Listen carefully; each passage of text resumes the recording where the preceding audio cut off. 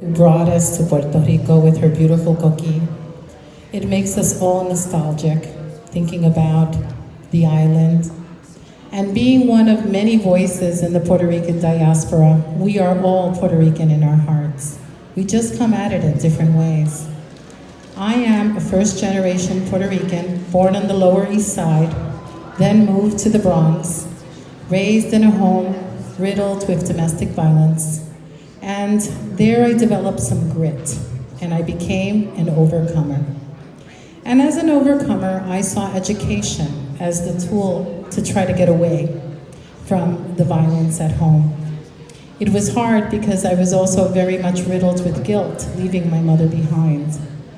But one of the things that I am grateful for is the amount of agency that I developed trying to get strong to get away. And sometimes we run away from who we are, and we kind of metabolize trauma differently. So in my case, I decided I was going to be a teacher, and I was going to help young people feel safe, and I was going to teach them.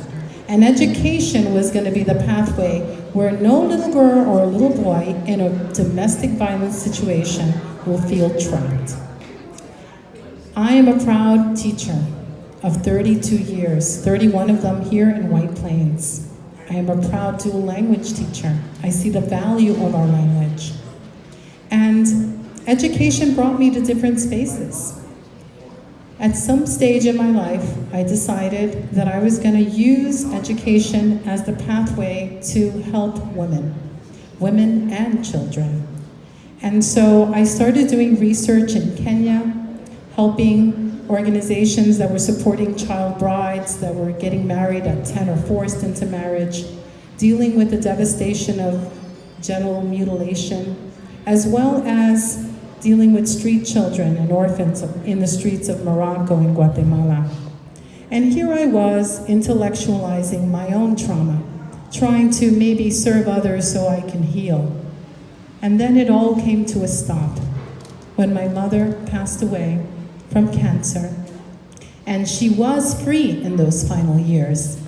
And I made her a final promise.